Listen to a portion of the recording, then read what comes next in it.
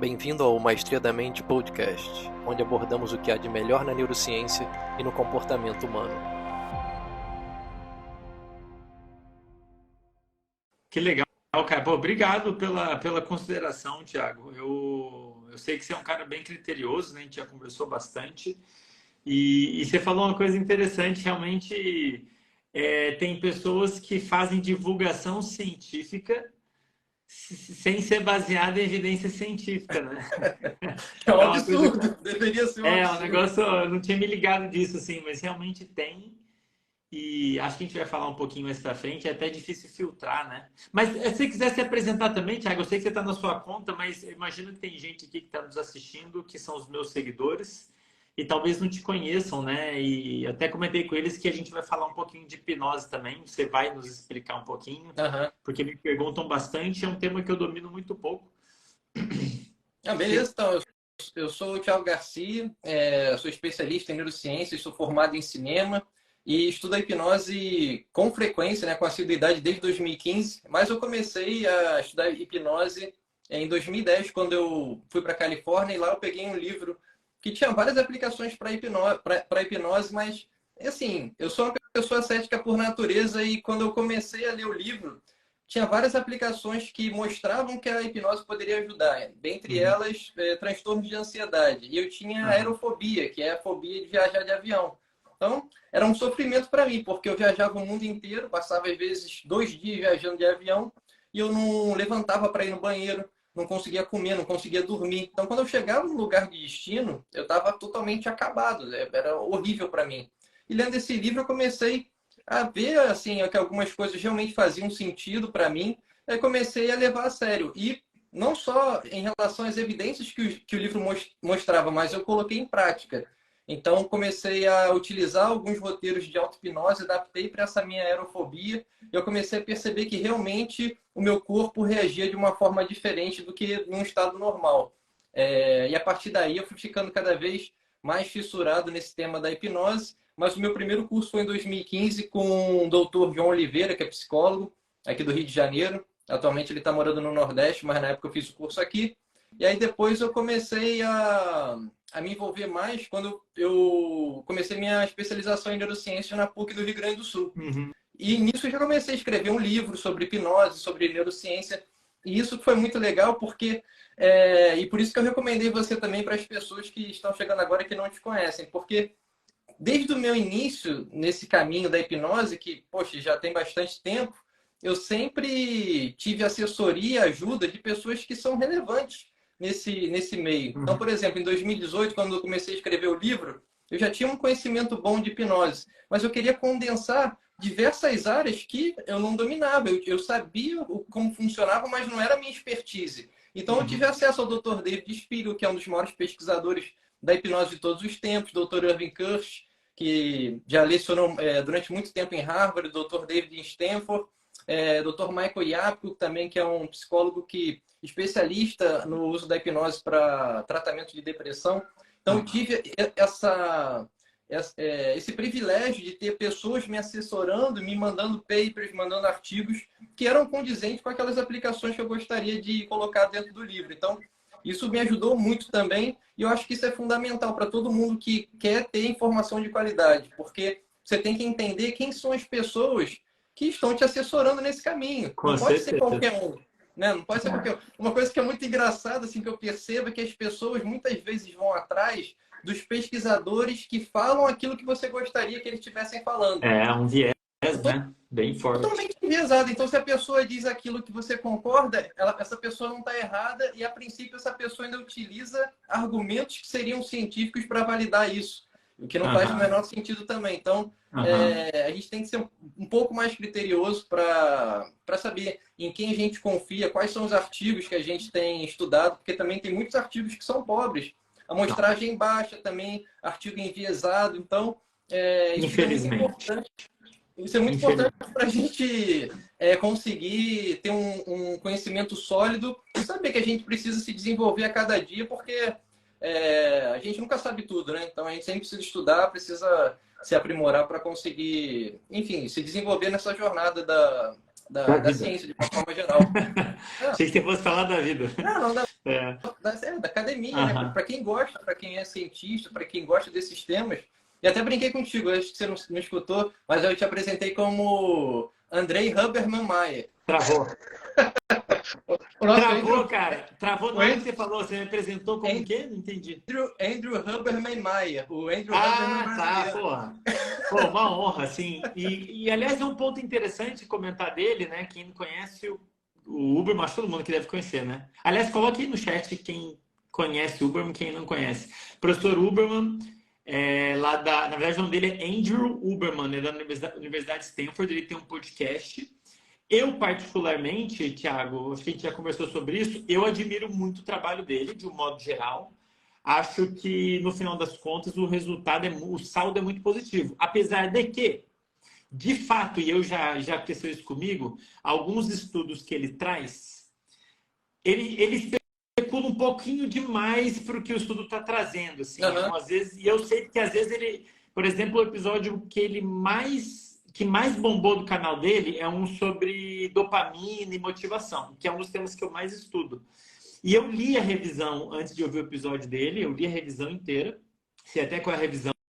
E aí, na hora que ele montou o episódio, eu falei, pô, muito massa, mas não podia falar tanto assim. Não tá errado, não é que tá errado, assim, não vai causar nenhuma catástrofe, né? Sim, Mas sim. esse é um ponto, e tem gente que critica pra caramba ele, o Uber, eu já vi gente chamando ele de pseudocientista, eu acho que é exagero, porque o cara é um puta pesquisador, um puta professor fazendo um trabalho, na minha opinião, né?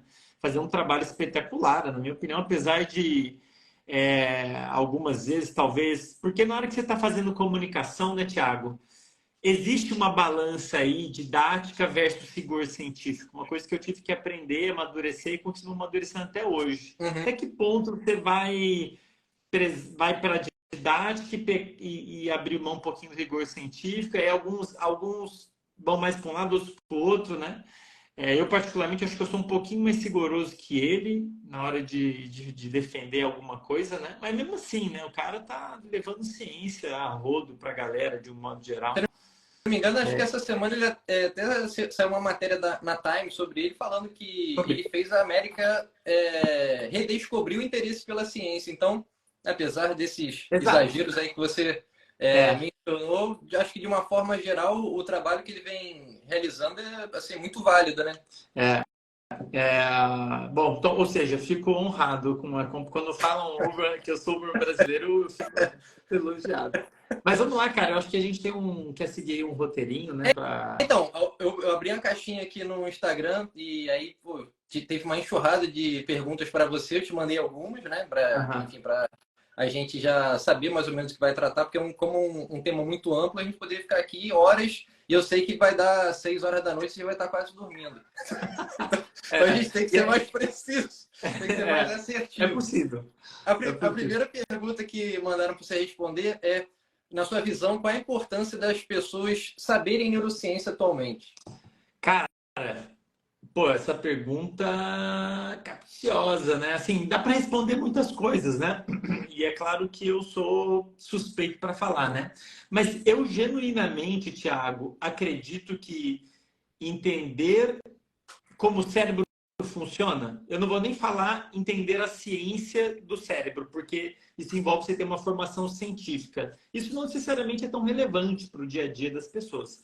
Mas entender como o cérebro funciona é fundamental para ela se entender e entender o mundo. É tipo você entender como um carro funciona. Você vai assistir uma corrida com outros olhos, completamente diferentes. Se você é um engenheiro e mecânico e sabe tudo de carro e do pneu, material do pneu, você assiste a corrida de uma outra maneira. E isso é bom. Isso é bom para você e é bom especialmente para quem é profissional, Thiago. Na minha opinião, profissionais, de um modo geral, eles todos tinham que estar munidos desse conhecimento, especialmente os profissionais da saúde. E me surpreende o quão pouco os profissionais da saúde sabem, né? Agora, assim, de linhas gerais, né? Eu acho que o simples fato dela se entender é fundamental, que é até uma das propostas do meu podcast, do Uberman, é explicar para as pessoas, falar, sabe esse negócio, essa energia que você sente quando a gente chama de motivação? Ah, sei, então, isso aqui, na verdade, é esse sinal aqui que vem aqui, né? E esse sinal é liberado assim, acessado, a pessoa vai entender, falar, por isso que eu estava desmotivado para estudar. Ah, por isso que eu estava motivado para isso. Ah, por isso que eu não consigo comer bem. Por isso que eu não consigo. As coisas vão fazendo sentido, né, cara? E eu acho transformador, Thiago, assim, e vejo as pessoas passando pela mesma experiência, né? A pessoa começa a ver o mundo, a própria vida com outros olhos, sabe? E, de novo, profissionais, não sei se você concorda comigo, cara. Para mim, não sei se o pessoal que está assistindo concorda aí, coloca aí no chat, mas para mim, profissionais da saúde é obrigatório entender como o cérebro humano funciona, como ele gera o comportamento, os pensamentos, os sonhos e por aí vai, né? Sem dúvida, como você falou, a gente entendendo neurociência, apesar de quem não trabalha na área da saúde, é fundamental porque, por exemplo, os temas que você aborda, como por exemplo, técnica de estudo, ou como você ter uma boa noite de sono, são coisas que se você entender como o cérebro funciona e colocar isso em prática, isso vai melhorar muito a sua qualidade de vida, a importância do exercício físico. São coisas simples, que a gente só escuta dizer, faça porque é bom.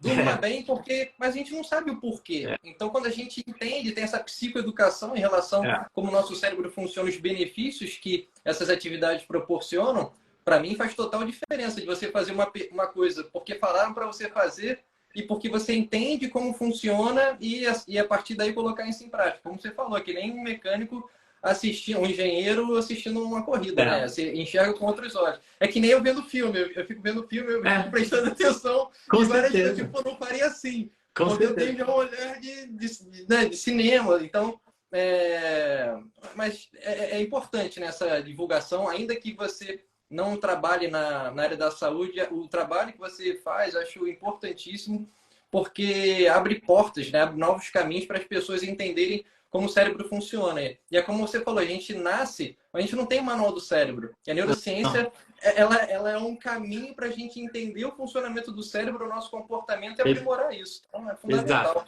Exato. Eu acho que, em parte, as pessoas têm um pouco de medo, sabe? Igual matemática, as pessoas têm um preconceito de que é uma ciência complicada. E, de fato, o cérebro é muito complexo, sim, muito complexo. É muita célula, é muito sinal e são muitas conexões. Mas não quer dizer que ele não possa ser compreendido, né? Tem uma lógica, cara, por trás de como as coisas funcionam, que, por sua vez, o reflexo é o que você está fazendo, o que você está sentindo, né? E tem uma lógica por trás disso. A gente fica ansioso por tem uma série de eventos que acontecem que deixam a gente ansioso, a gente fica feliz com uma série de eventos que se somam, hábitos, e é muito legal, cara. Eu sou suspeito para falar, como eu falei, mas eu sou apaixonado, assim. Acho muito massa, assim, é uma máquina extremamente complexa que a natureza criou aí ao longo da evolução. É quase difícil acreditar, cara. Mas foi isso. Eu concordo plenamente com você. E uma coisa que muitas vezes as pessoas acreditam que substitui ainda a neurociência, porque assim, na minha visão, como se fosse meio receita de bolo, você quer melhorar isso, faça isso. Você quer fazer essa coisa, aplique essa fórmula. É a PNL. A segunda pergunta que fizeram é o que você acha da PNL e se ela teria validação científica? Cara, eu recebo muito essa pergunta, assim, eu tento respondê-la com um tato, que também não quero sair dando tapa, né, na cara da galera, mas a resposta simples que eu tenho é a seguinte: a PNL, Programação Neurolinguística, não é uma área da neurociência. Eu não sei de PNL, nunca sentei para estudar, justamente por isso. E acredito que não seja uma área da ciência. Então, assim, é uma pseudociência? Não sei dizer, talvez seja uma área da filosofia, porque tem muito isso. Às vezes a pessoa pega uma área do conhecimento, as pessoas me parece, Thiago, que as pessoas não sabem o que é a ciência. Então elas pegam uma área do conhecimento e falam, isso aqui é ciência. Não, tudo bem, é um conhecimento? É um conhecimento, mas pode ser um conhecimento da filosofia, ou religioso, ou qualquer outro tipo de conhecimento. Conhecimento científico é um tipo de conhecimento específico que é baseado na experimentação científica, né? Você tem informações que foram obtidas com base em experimentos controlados, supostamente, pelo menos, independe da opinião das pessoas. O dado é esse, depende da sua opinião. Até onde eu sei, PNL não é uma área da ciência, né? Agora, o que isso quer dizer? Qual que é a possível aplicabilidade dela? Olha, eu não conheço. eu sei que defendo.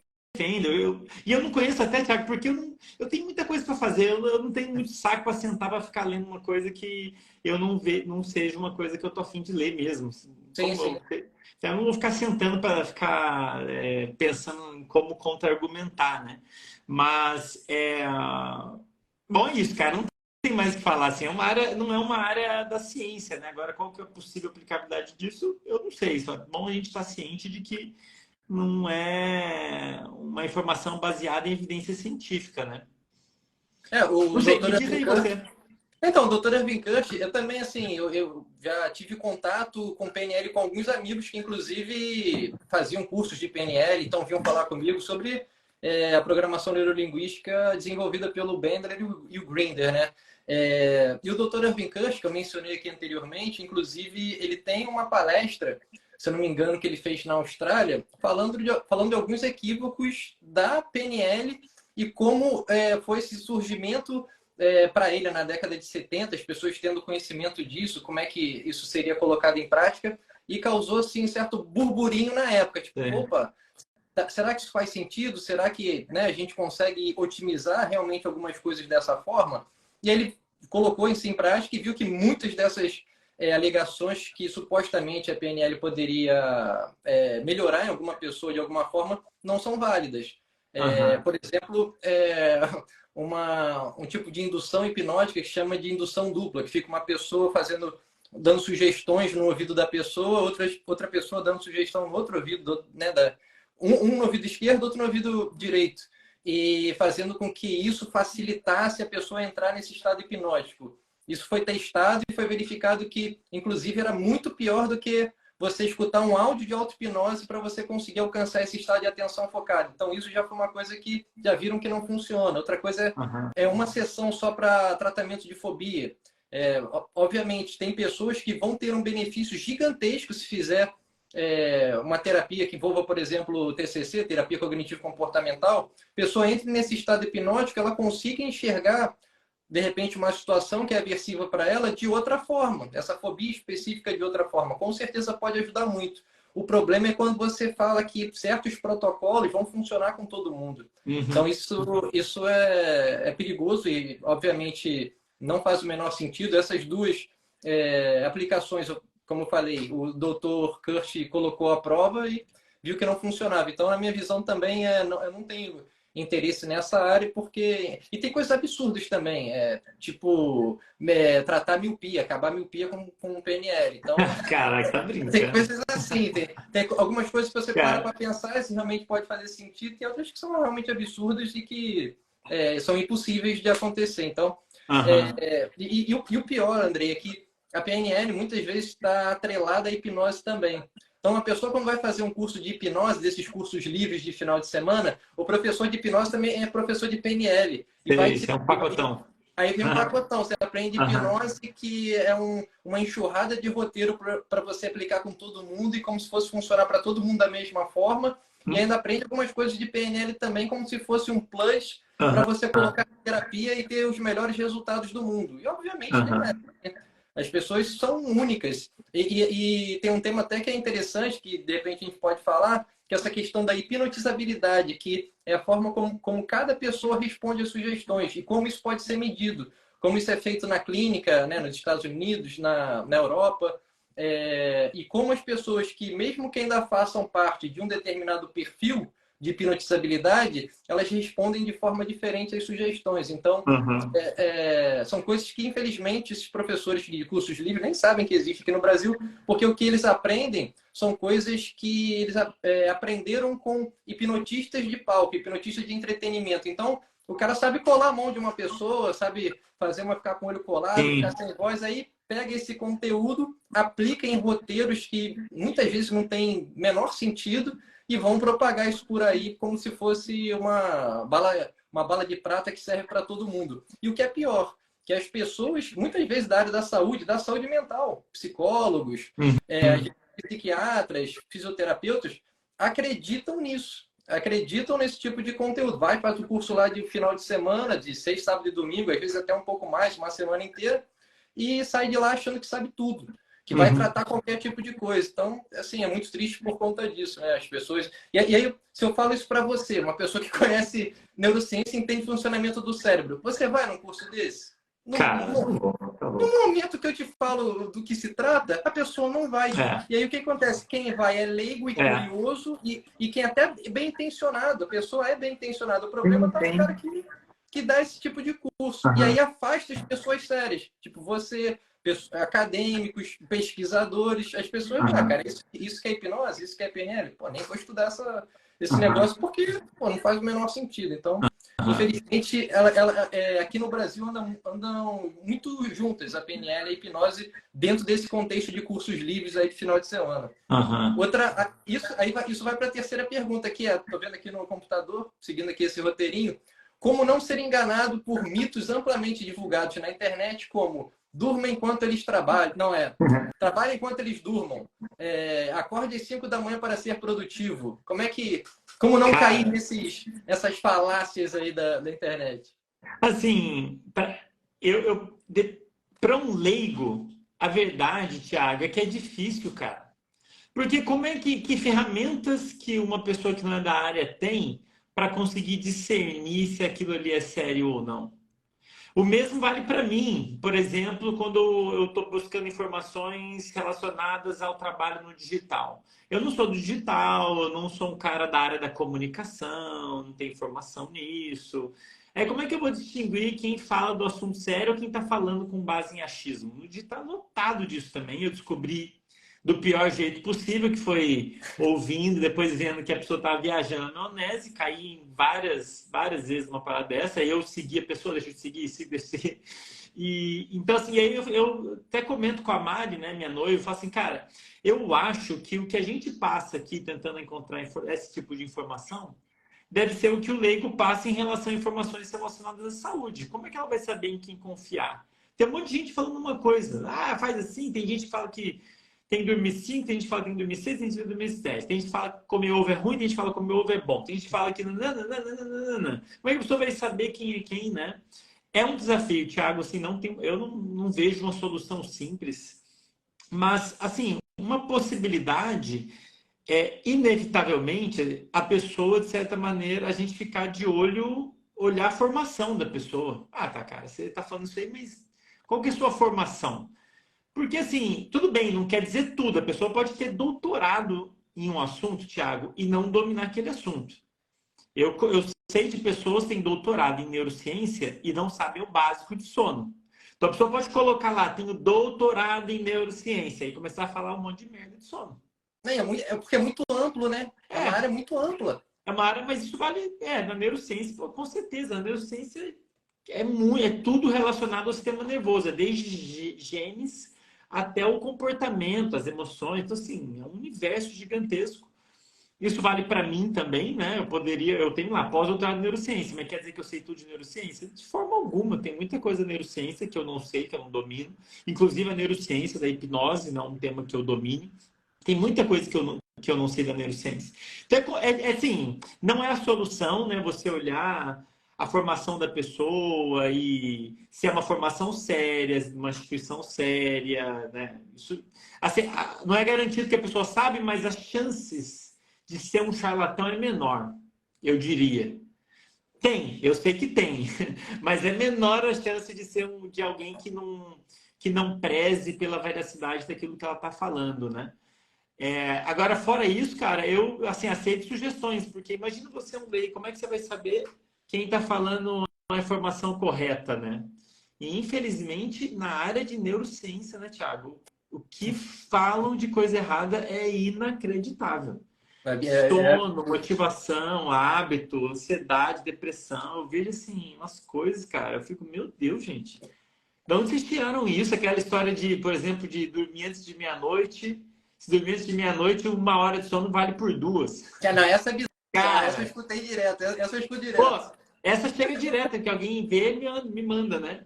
Eu fico assim, Thiago, cara, da onde que tiraram isso, assim? Da onde saiu isso? Onde a pessoa viu isso para reproduzir? Porque eu não acho que a pessoa está fazendo por mal. Eu não acho que ela está falando, vou enganar as pessoas. Ela realmente deve achar isso. E aproveita que é algo interessante, eu vou propagar isso aí porque vai bombar, vai viralizar. E aí a pessoa fala. Mas eu não sei de onde ela tirou, cara, assim, porque é muito simples, gente. Você pega um livro ali de neurociência qualquer, não precisa nenhum específico. Você pega um livro de neurociência, vai no capítulo de sono, tá lá. Não precisa nem ser um livro especial, não precisa nem ser um livro muito novo.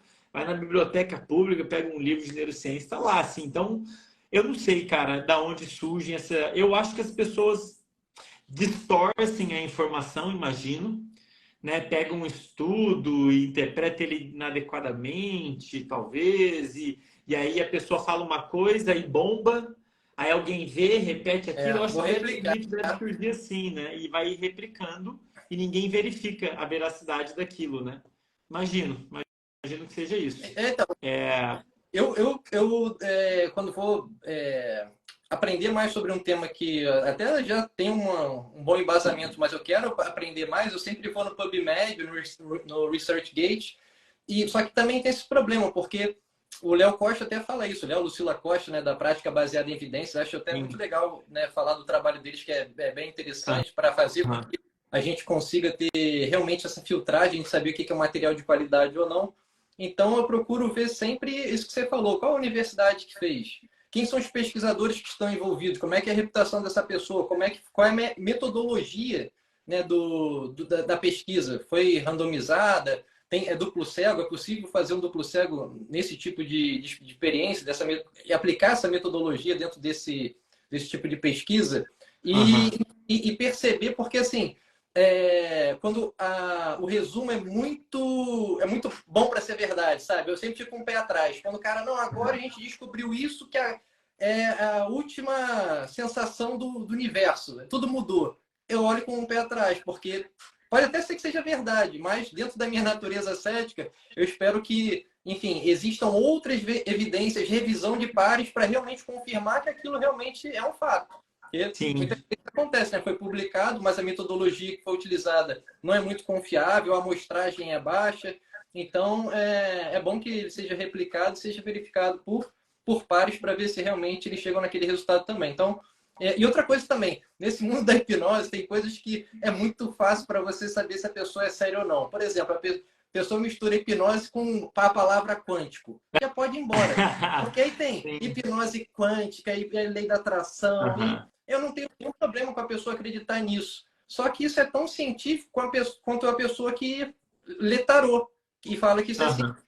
Não é científico. Você pode ter uma metodologia para ler as cartas, mas isso não se aplica. Né? Isso não tem a validação científica. Então, a pessoa falar que é quântico, que tem energia, que mistura PNL como se fosse a oitava maravilha do mundo. É o tipo de coisa assim que você pode já ter 3 pés atrás, não são nem 2, porque não é uma pessoa que sabe o que está falando. E dentro da hipnose também tem outra coisa que é muito curiosa, que a pessoa fala que é uma reprogramação da mente subconsciente. É como se tivesse uma outra entidade, assim, tem a mente consciente, aí tem a... Que vai reprogramar, né? Você vai reprogramar. Aí você reprograma, porque na hipnose é como se você estivesse reprogramando essa mente subconsciente, aí a partir dali nenhum problema mais acontece na sua vida. Aquilo que você foi sugestionado, agora eu quero dormir melhor. Você é sugestionado para dormir melhor e você dorme igual um bebezinho todos os dias. Obviamente isso não é verdade, né?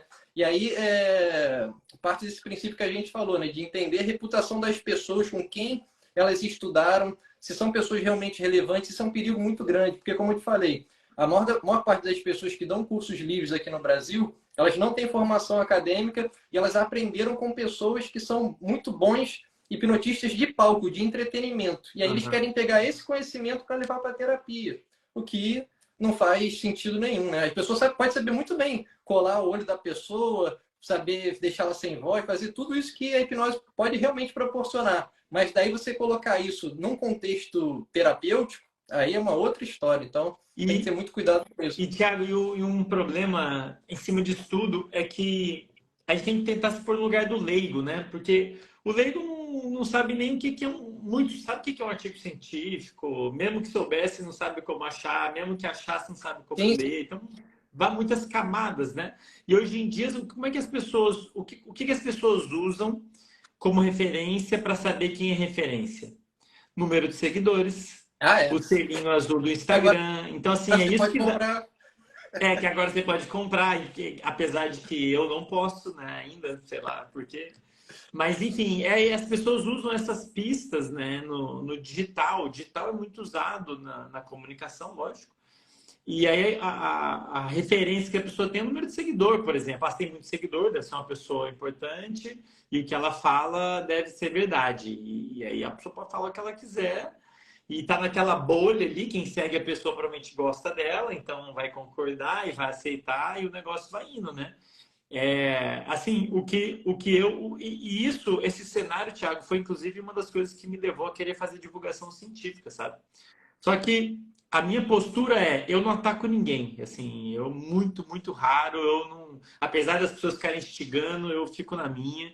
Eu sou da filosofia de promover mudança dando exemplo, sabe? Tipo, eu vou mandar o conhecimento e as pessoas peguem o conhecimento e vão se, mas peraí, tem um professor que estudou o assunto aqui falando que tem que dormir tanto tempo e você está falando que tem que dormir menos. No mínimo, a pessoa vai questionar, vai ficar na dúvida, né? Se eu conseguir fazer as pessoas ficarem na dúvida, já está ótimo. Bom, peraí. Não, mas peraí. Ele falou aquela parada lá, será que... Bom, já está ótimo, a pessoa já questionou, já é o primeiro passo para fazer uma seleção, né? E eu acho que é isso, cara. Eu acho que a gente só vai conseguir mudar, Thiago, o cenário, pensando no todo, quando as pessoas que dominam o assunto com propriedade, isso inclui os pesquisadores, professores, pesquisadores, começarem a se posicionar, começarem a aparecer. Eu sozinho vou influenciar bastante gente, mas sim, à luz do tamanho do país, é só um grãozinho de areia, né? Falo isso para os meus alunos, gente, eu quero que vocês me ajudem a propagar ciência, e criem vocês os podcasts aí e vamos estimular. Agora eu estou indo lá encontrar o pessoal da FMG, quero estimulá-los a criar o podcast deles, o pessoal da neurociência lá, quero fazer isso com todo mundo. Porque daí você imagina se muitos pesquisadores resolvem aparecer e falar, cada um falando da sua área, um fala do sono, um fala de hábito, um fala de hipnose, você fala de hipnose, ela quem fala de ansiedade. As pessoas pelo menos vão ter uma referência para falar, mas peraí, fulano ali, o coach ali está falando isso, mas tinha um professor da Fiocruz, né, um pesquisador da Fiocruz falando outra coisa. Cara, é isso aí, eu acho que é a única forma, porque senão não tem como, né? Não dá pra gente esperar que o leigo vai ler o artigo e fazer uma avaliação, não tem como, cara. Isso aí é para nós, né? Fez sentido? É isso. Empolguei aqui, né? Importante. E é fato, por exemplo, essas pessoas, isso de modo geral, tanto na neurociência, né, de uma forma mais ampla, quanto mais especificamente para a hipnose. As pessoas que estão nas redes são pessoas que são muito boas de marketing, mas muito ruins de conteúdo. Então, eles têm um atrativo, né, assim, que apela, eles geralmente se divulgam como coisas maravilhosas. Pô, se você procurar, pode fazer essa pesquisa agora, melhor curso de hipnose do Brasil. Você vai ver 10 pessoas se auto-intitulando como o melhor professor que faz o melhor curso do Brasil. Então, assim, é uma coisa ridícula, coisa que um clínico não faria, que um acadêmico não faria, mas essas pessoas estão fazendo. E como você disse, um leigo, o cara clicou lá, viu que na ementa tem algum tema que ele tem interesse, que pode trazer algum benefício para a vida dele, a pessoa vai lá e faz aquele curso e paga caro por isso. Vai pagar caro para aprender um conteúdo que é horrível. Era melhor que ela não soubesse aquilo, porque pelo menos sendo ignorante, ela não vai propagar algo que não é verdade, né? Ela pelo menos vai falar, não sei do que se trata, então vou ficar quieto. Mas não, ela escuta aquele conteúdo que não tem nada a ver com a realidade, com os fatos, e ela começa a replicar isso por aí, que é o que você faz com seus alunos, só que de forma séria. Né? O conhecimento que você passa é baseado em evidências. Então, quanto mais pessoas estiverem passando as informações corretas, melhor para todo mundo. Mas isso realmente é um fato e é triste. Por isso também que eu fiz meu podcast com essas pessoas que, para mim, são as mais relevantes do mundo. Já entrevistei o Dr. David Spiegel, Michael Yapko, Dr. Brian Alman, que é esse autor do primeiro livro que eu li de hipnose, que, poxa, mudou minha vida. Então, são pessoas que, se você perguntar aqui no Brasil, eu te garanto, 99% nunca nem ouviu falar. Mas já ouviu falar, por exemplo, de Dave Elman e Gerald Kein. Mas não conhecem os grandes nomes da hipnose de todos os tempos. Assim, desde Mesmer até agora. Então, é triste isso, porque o que é ensinado são pessoas que não são relevantes no meio acadêmico e científico. Eu não sei se o pessoal está comentando aqui, eu não estou conseguindo acompanhar, Thiago. Já comentaram, já mandaram pergunta aqui também. Mas deixa eu... Claro, claro. A próxima, porque ainda tem uma aqui para você responder, e que vai muito nisso que a gente já está conversando, que é como reconhecer essas pessoas que realmente falam sobre neurociências e outras que vendem pseudociência como se fosse científico. Você Cara, acabou de falar, né? eu acho que só tem um jeito, para o leigo, né? Olhando, tentando dar uma olhada na formação da pessoa. Se a pessoa não tem uma formação séria, em instituições sérias, universidade e tudo mais, sérias, né? Seja, é um sinal, né? Não quer dizer que a pessoa não saiba. Talvez ela saiba. Talvez ela, apesar de não ter uma formação numa faculdade super famosa, ela não quer dizer que ela não sabe, que ela não teve Sim, uma tem nada a formação ver. boa. Mas assim, algo que dá para avaliar, né? Agora, mesmo assim, às vezes a pessoa tem informação e tá falando besteira. Eu não sei, acho que o segredo é você avaliar com o tempo, né?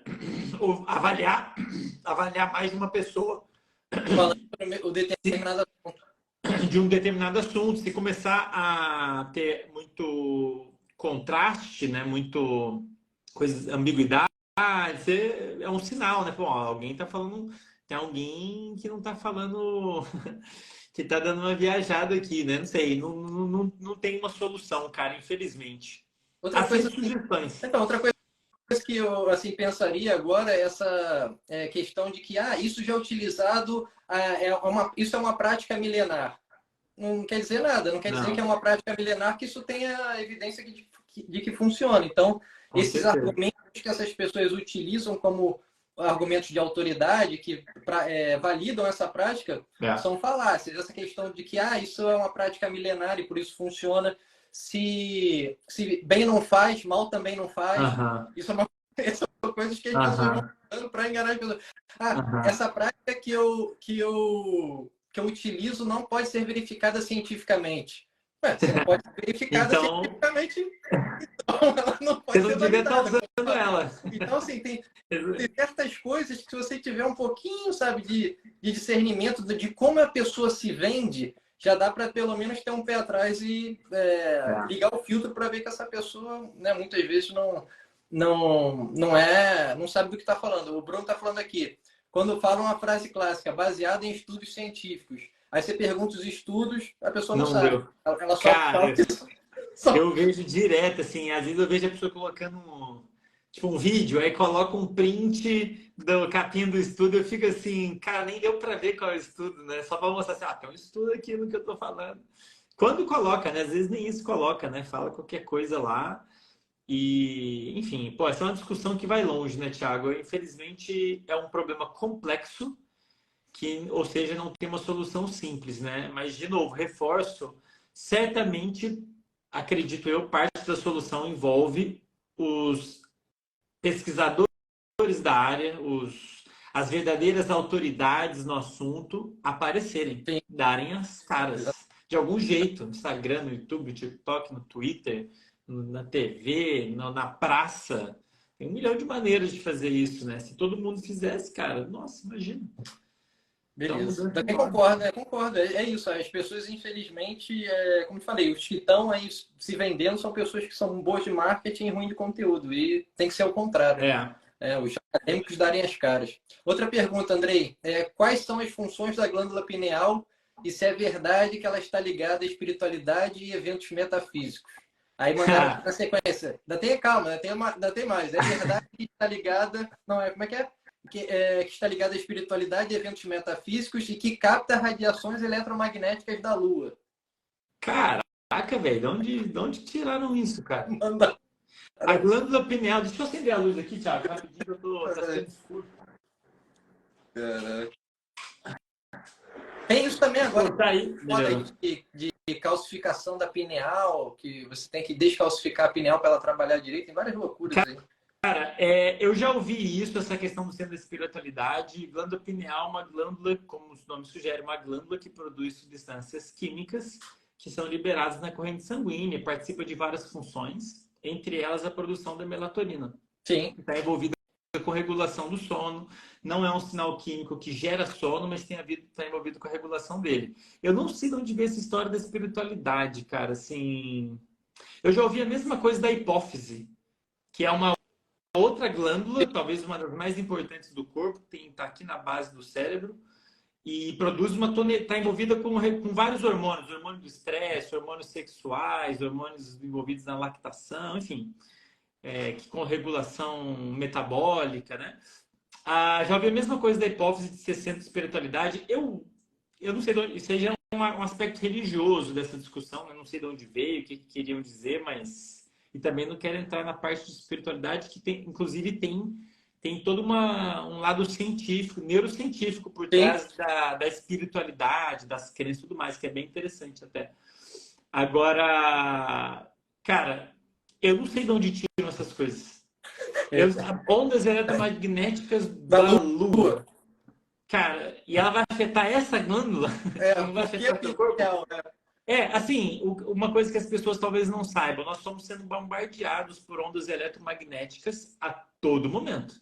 Nesse exato momento tá lotado de radiações eletromagnéticas chegando no meu rosto, inclusive algumas delas estão sendo detectadas pelos meus olhos, estão me permitindo enxergar a luz, né? E ela está afetando o meu corpo. Nosso corpo ele tem mecanismos para detectar poucas dessas ondas. Agora, o resto aí, Thiago, eu não sei de onde que tiram isso, cara. Assim, eu lembro quando começou o termômetro lembra? Na época da pandemia, tinha um termômetro com infravermelho, era uma coisa assim. Aí começaram a falar que era a mesma coisa. Aí culpavam a coitada não lembro se era hipófise ou se era pineal.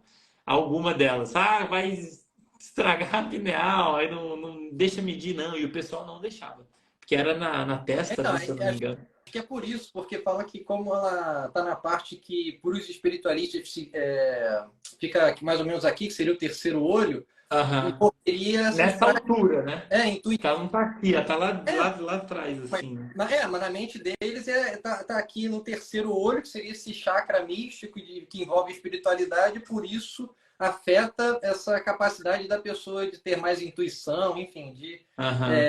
ter capacidades metafísicas, digamos assim. O pouco que eu sei. Mas engraçado curioso quererem achar uma glândula para servir como referência no cérebro para uma função complexa, né? Tipo, tudo bem, você quer falar, tem uma parte aqui que é envolvida com uma autopercepção. Beleza, mas não seria uma glândula. Seria provavelmente alguma área por aqui. Talvez talvez. Né? Eu acho que tem muito...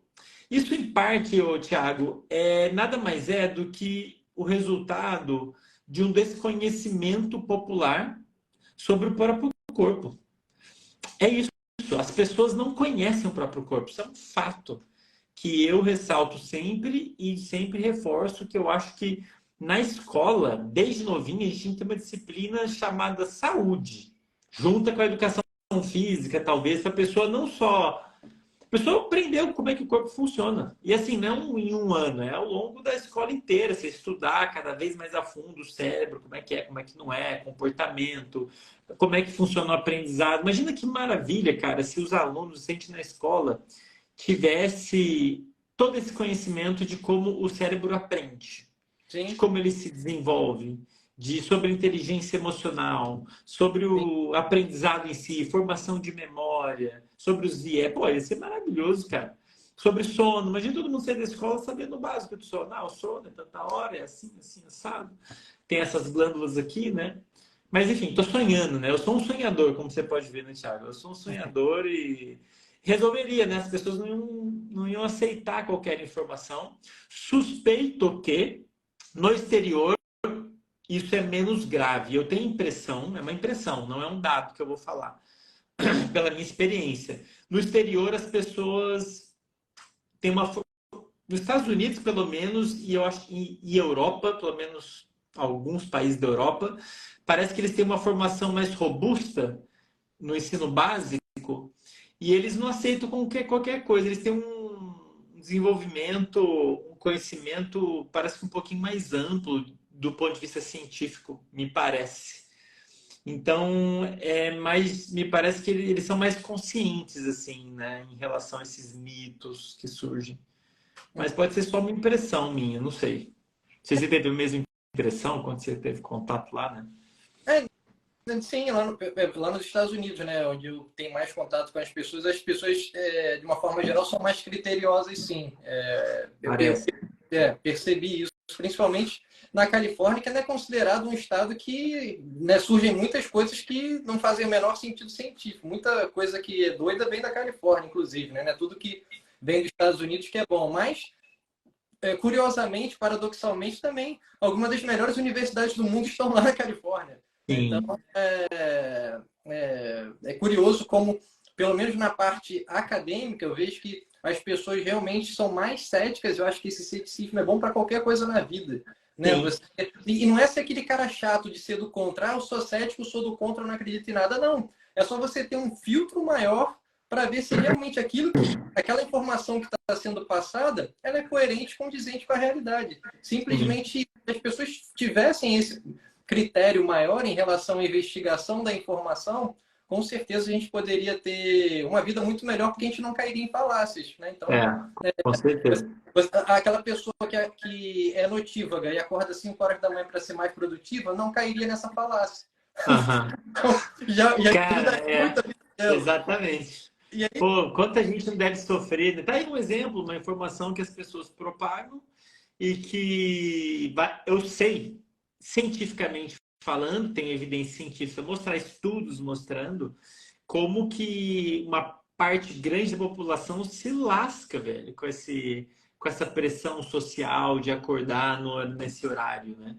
Que começou lá com a Revolução Industrial, sei lá, quando começou isso, todo mundo acordar cedo, chegar a tal horário. E as crianças têm que estudar muito cedo também, né? Especialmente os adolescentes. Então, e tá aí, cara, um exemplo, Thiago. A desinformação, no que falo pela neurociência, que é o que eu leio mais, né?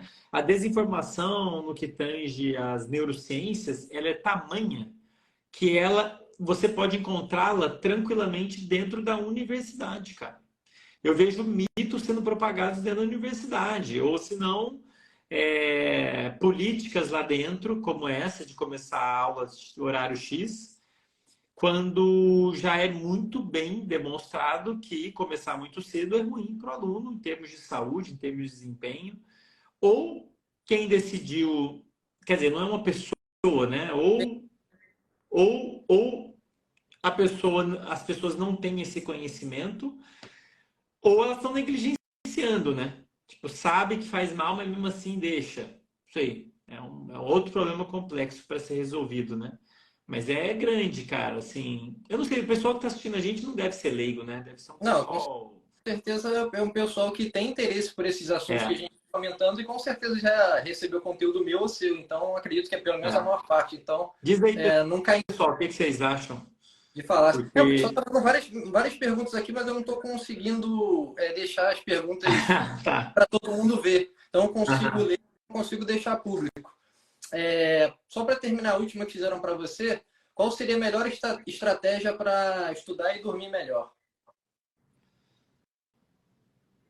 Cara, não... Aí, bom exemplo. Não existe uma melhor estratégia. Depende da pessoa. A melhor estratégia varia de acordo com vários fatores. É igual você falar, qual que é a melhor maneira de fazer o jogador jogar futebol bem? Depende. Qual é a posição que ele vai jogar? Qual que é o estado atual dele? Está acima do peso, está abaixo do peso? Ele corre rápido, ele é devagar? Se for um jogador que não corre muito rápido, tem que fazer um treino para ele aumentar a velocidade. Se for um jogador que não tem força, tem que aumentar a força. É a mesma coisa a mesma coisa para os estudos, né? E para dormir melhor. Não existe uma receitinha de bolo que vai valer para todo mundo. Se existisse, Thiago, cara, se existissem as soluções que o pessoal vende por aí, eu queria que fosse verdade. Porque daí, cara, a gente não tem nem problema de sono, ninguém ia ter problema de se motivar e se sentir bem, ninguém ia ter problema nos estudos, se fosse simples, né? Não é assim. Por isso que eu digo que as pessoas precisam, inclusive os leigos, precisam entender, né, os fatores envolvidos para conseguir desenhar a melhor rotina para eles, né? A hora de sentar para estudar, quando fazer pausa. Depende se a pessoa tem TDAH ou não, depende se ela está motivada ou não, depende do cronotipo dela, se ela é matutina, se ela é vespertina. Dormir, mesma coisa, depende do cronotipo dela, depende se ela tem filho ou não, o horário que dá para ela jantar ou não, né? Não tem uma receita. A gente pode falar de um milhão de coisas, mas realmente não tem como passar uma fórmula mágica, né? O que poderia dar, assim, são dicas gerais de higiene do sono, né? Que isso vai fazer bem Aham. para qualquer pessoa, né? Se expor à luz, Sim, acordar, evitar sim, cafeína, estimulantes, essas coisas, tudo bem, mas sim. como você falou, as pessoas são diferentes, então não existe uma estratégia específica que vai ser bom para todo mundo, né? Mas, Com certeza. infelizmente, milagres. Com certeza. É uma das coisas que eu mais. Eu não sei se. A gente se conheceu há não muito tempo atrás, né, Thiago? Aí tem tempo Mas mais, faz um ano já, mais, talvez. mais. Acho que foi lá para 2020, 2021, Ah, por então aí. faz Pelo menos. bastante tempo, né? Quando eu comecei a fazer divulgação científica, um dos temas que eu comecei. Foram os dois temas que eu mais comecei a falar, porque eu vi que eram os que tinham mais mitos e impactavam mais a vida das pessoas, que era sono e aprendizado, de um modo geral, né? E nessa parte de sono, eu lembro, eu comecei a falar dessa história de exposição à luz lá em 2019, cara. Comecei a falar para a Antes gente, da porque é uma pandemia. coisa que era pouco disseminada, assim, muito pouco. Inclusive, assim, em minha defesa até, eu comecei a falar antes do podcast do Uberman sair. Outro dia eu fui olhar e falei, cara, será que eu comecei a falar porque o Uberman começou a falar muito também, né? E eu fui ver, foi uma coincidência, assim, né? Lógico, não estou dizendo que o Uberman me viu e resolveu falar também, né? Mas eu fico feliz de lembrar desse exemplo, Thiago, porque eu vejo que as pessoas falam mais desse assunto hoje, né? Sim.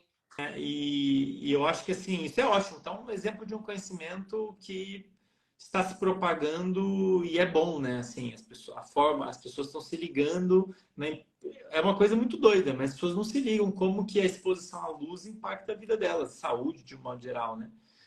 E hoje em dia eu vejo galera debatendo isso online, assim, acho isso muito bacana. Então, eu acho que o caminho é por aí, né? A gente ficar repetindo a informação científica por anos e vai entrando na pauta pública, né? E com o tempo. É o jeito. E uma forma das pessoas.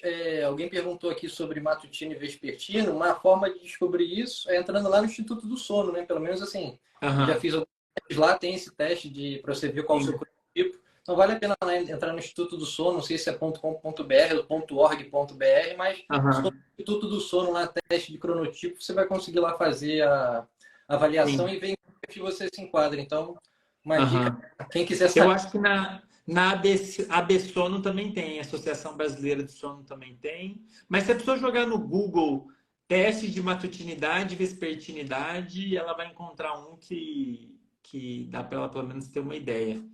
Que é uma das primeiras coisas que eu acho que as pessoas tinham que avaliar na clínica para conseguir usar isso para direcionar, né?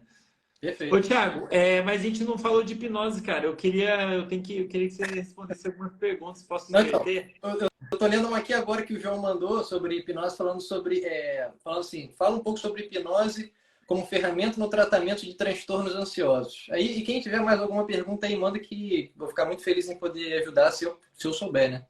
Aham. Então, em relação à ansiedade, uma coisa que a hipnose pode ajudar muito, principalmente as pessoas que são muito hipnotizáveis, é como o Dr. David fala. Ele fez um estudo lá nos Estados Unidos mostrando que esse tipo de pessoa, que são muito hipnotizáveis, quando elas entram nesse estado hipnótico, eles processam mais GABA no córtex cingulado anterior. Então, é como se elas tivessem já um ansiolítico natural. Em vez de você tomar um benzodiazepínico, é como se você tivesse já uma farmácia no teu próprio cérebro, você se coloca nesse estado hipnótico e você consegue relaxar e você consegue gerenciar essa ansiedade de uma forma muito eficaz. Inclusive, tem alguns estudos que mostram que quando você direciona a hipnose para essa aplicação específica de gerenciamento da ansiedade, você consegue comparar os efeitos com uma dose de alprazolam, que também é Cara, um você tá benzodiazepínico. brincando. Sim, Mas como é que eles mensuraram o GABA, assim? Colocaram a pessoa num PET da vida? Não sei se dá PET para scan, medir o. no PET scan. Inclusive, o Dr. David ele tem umas pesquisas assim, muito, muito boas, porque mostra como a hipnose consegue ser essa ferramenta, e é muito simples, né? A gente está falando aqui da ansiedade, como a hipnose pode ajudar, mas a gente não falou o que é a hipnose em si. A hipnose é um estado de atenção focada, é simplesmente isso. Uhum. Só que é um estado de atenção focado tão intenso que algumas coisas acontecem no cérebro, o cérebro trabalha de uma forma diferenciada, que algumas coisas acontecem que não aconteceriam se você estivesse no estado normal de consciência. Então, Aham. inclusive, definição da APA, daquela camiseta que eu te dei, Aham. definição de hipnose é Eu isso. uso pra Hipnose caramba, inclusive. Eu uso muito com a camiseta. é um estado de atenção altamente focado da consciência, em que você reduz a consciência periférica, você reduz a consciência das coisas que estão à sua volta e, por conta desse estado, você responde melhor às sugestões.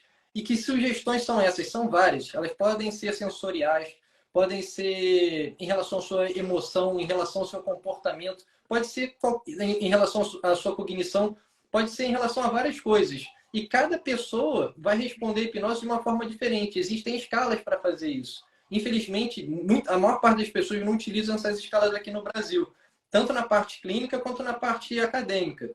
E por que é importante utilizar essas escalas? Porque você tem que saber em que nível de hipnotizabilidade a pessoa faz parte. O que você está comparando? São altamente hipnotizáveis ou são pouco hipnotizáveis? Ou são medianos, que estatisticamente seria a maior parte da população?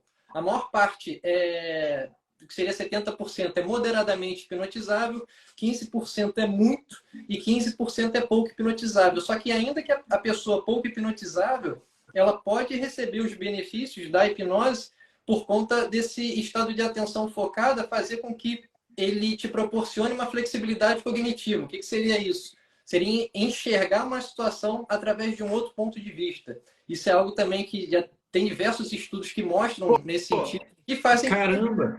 que nós seja útil para muita coisa. Só uma parada aqui que eu lembrei agora que é muito interessante. O Dr. David ele fez um experimento lá em Stanford que eram pegando pessoas muito hipnotizáveis depois de terem feito essa escala e terem medido que são pessoas realmente muito responsivas em relação à hipnose, fizeram com que ela participasse de um tour culinário em hipnose. E aí ele colocou essas pessoas no estado hipnótico e imaginou. Agora imagina que você está, por exemplo, comendo feijoada. Aí a pessoa está comendo feijoada. Daqui a pouco você está comendo, sei lá, pudim de leite. A pessoa come pudim de leite. Teve uma moça que na metade desse curso culinário ela falou, poxa, eu não aguento mais, eu tô cheia. Ela não tinha comido nada. E isso você poderia falar, mas isso foi a percepção da pessoa, ela, enfim, poderia estar mentindo. E aí ele foi medir a quantidade de ácido gástrico. As pessoas que realmente se imaginaram comendo nesse estado hipnótico aumentaram o ácido gástrico em 83%. Então, não é uma coisa só da pessoa achar que aquilo está acontecendo. Realmente tem mudanças fisiológicas que acontecem. Inclusive, ele pode verificar em relação a isso, em relação ao aumento do ácido gástrico. Isso não acontece só na hipnose, né? Isso acontece, inclusive, na forma que a gente enxerga as coisas. Muitas vezes vai fazer com que o nosso corpo module aquilo que a gente está vivenciando. Você já ouviu falar da Aliacran? Sim, eu sei. Já sei que estudo é esse, das camareiras. Das camareiras, e do milkshake também. Ela foi dar um milkshake lá para as pessoas, o milkshake que era pouco calórico e que era muito calórico. E era o mesmo milkshake. As pessoas que tomaram milkshake achando que era muito calórico, elas liberaram menos grelina, porque achavam que era nutritivo. Então, esse hormônio que é responsável por, entre outras coisas, a sensação de fome realmente diminuía. E as pessoas que tomaram o milkshake light não diminuiu tanto a grelina. Então, era o mesmo milkshake, só que o que a pessoa pensava a respeito daquilo que ela estava ingerindo modificou a fisiologia dela. É incrível. Sim. É incrível, cara. Eu queria te perguntar uma coisa, Thiago. Quando você comenta eu fico curioso com essa questão do estado hipnótico, do estado de ativação do cérebro no estado hipnótico, né? O que você quer dizer com atenção focada? Seria o equivalente a eu realmente estar muito focado em alguma coisa? Sim. É tipo, eu poderia, não sei se você que fez essa analogia, se foi o Uberman, não sei de onde que veio, não me lembro dessa analogia, mas seria o equivalente a eu ver um filme muito focado e ter todas as alterações que o filme promove. De certa maneira, eu poderia pensar no filme como estando hipnotizado no filme. Eu estou ali e a pessoa... Acho que foi o Uberman que eu vi ele falando isso. Você tem realmente respostas emocionais, né? Você fica agitado, não está acontecendo nada com você. É um filme. Você está sendo... O cérebro está sendo meio que enganado, né? Assim, no filme, né? Seria algo desse gênero mais intenso, Thiago? Mais ou menos, talvez? Então, é exatamente isso. Essa analogia o Dr. David usa muito. Inclusive, ele fala disso na entrevista com o Huberman, né? Ele fala que então... Esse estado de Aham. atenção focada é como se você estivesse vendo um filme ou lendo um livro. Vendo um filme é mais comum, porque a pessoa fica tão conectada naquilo que está passando na tela, seja em casa, na tela do computador ou até mesmo no cinema, que a pessoa realmente vivencia aquilo como se estivesse acontecendo. Então a pessoa chora com um personagem que ela sabe que é mentira, mas enfim, está morrendo no filme. Então ela realmente. Como alguém falou aqui, agora eu não lembro o nome da pessoa que está assistindo, que ela aprendeu que a hipnose é um estado natural. E a gente passa por esses estados em alguns momentos. Em momentos, essas pessoas mais hipnotizáveis, inclusive, quando elas focam a atenção em alguma coisa, elas entram naturalmente nesse estado hipnótico, sem saber que estão nesse estado hipnótico. Uma coisa que eu comecei a pesquisar, né, quando eu comecei a especialização em neurociência, essa relação da hipnose e da atuação. E muitos atores e atrizes, eles fazem um processo de auto-hipnose sem saber que estão fazendo, para se dissociar de quem eles são e poder viver um personagem que é completamente diferente da personalidade deles. Tipo, naquele momento eu estou deixando para trás quem eu sou para ser aquela outra persona. Inclusive, eu estou estudando isso já desde 2019. Fui lá para Stanford também por causa disso, que a gente vai dar continuidade a pesquisa lá. Então, é algo que é um estado natural da nossa mente, que é essa analogia de que é um estado de atenção focada, similar ao que acontece quando você está vendo um filme. É muito válido. E uma coisa também que o Dr. David fala é que a hipnose é como se fosse uma cápsula, né? Uma cápsula de remédio. A gente toma um remédio, para fazer com aquela substância que está na cápsula fazer efeito, a gente tem que fazer com que ela chegue em segurança no estômago. Se eu despejar na minha língua, ela vai perder o efeito. Então é como se o estado hipnótico fosse a cápsula, fosse o veículo para que a sugestão, que é como se fosse a substância química, pudesse ter sido entregue da forma correta. Uma coisa é eu falar para você, Andrei, agora feche seus olhos aí e relaxe profundamente. Beleza, tu recebeu essa informação, mas tá, e aí? Se eu te coloco no estado hipnótico e te dou uma sugestão que para você sentir alguma coisa, você está aberto para isso, isso vai acontecer. Tipo, você tentar abrir o olho e não conseguir, tentar falar e não conseguir. Ou, isso não dando um exemplo de hipnose de palco, mas num contexto terapêutico, de você enxergar uma situação aversiva, tipo uma fobia específica, de outra forma. Eu tenho fobia de barato, quando eu vejo barato eu desmaio. Você consegue fazer com que a pessoa fique calma e tranquila, na mente dela, enxergando uma barata que não existe, mas ficando calma e tranquila. Como se fosse uma técnica expositiva, que acontece muito na terapia mesmo. Só que você utiliza esse estado hipnótico para potencializar esse resultado. E isso o pai do Dr. David já fazia nos Estados Unidos, na década de 30, 40. Não é uma coisa de hoje em dia. Inclusive, ele começou a carreira dele como psiquiatra sendo psicanalista e depois ele largou a psicanálise para utilizar a hipnose porque os resultados eram muito mais rápidos. Caramba, mas nesse caso, por exemplo, né, digamos que a pessoa tem lá fobia de barata. Vou dar um exemplo aqui, só para eu tentar entender o processo neural. Se é que a gente compreende isso, né, no todo. Então a pessoa está no estado de atenção focada, né, tá com foco em você, no caso, né, no que você está falando e desligou do resto. Então, ela está muito suscetível, como se eu estivesse muito focado nos estudos e estou muito suscetível àquelas informações. As respostas, as sugestões, que podem ser dadas pelo hipnotista ou por você mesmo em auto-hipnose. Alguém também perguntou, qual a diferença, perguntou aqui, qual a diferença entre auto-hipnose e meditação? A gente pode falar depois. Mas existe isso também, realmente, você se colocar nesse estado sem depender de uma outra pessoa. Mas até sobre isso que a gente fala.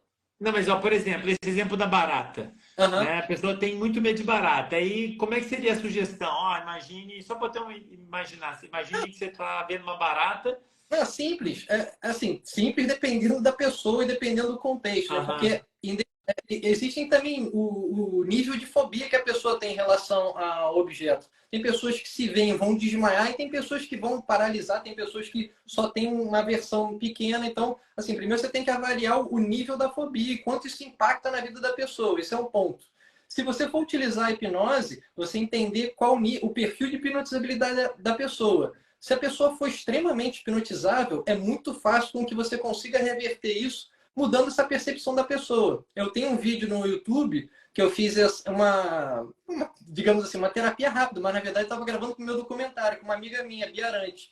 Ela tinha fobia de sapo, fobia no nível, se eu ver foto eu fico congelada, eu paraliso. Ela não conseguia nem ver foto do sapo, ficava com o corpo mole, como ela diz. E aí eu falei, e ela era muito hipnotizável, fiz a hipnose com ela e falei para ela, Bia, então imagina agora que você tem medo de sapo. Ela, tem muito medo, me sinto mal. Começou a falar tudo que ela sentia. Falei, beleza, agora...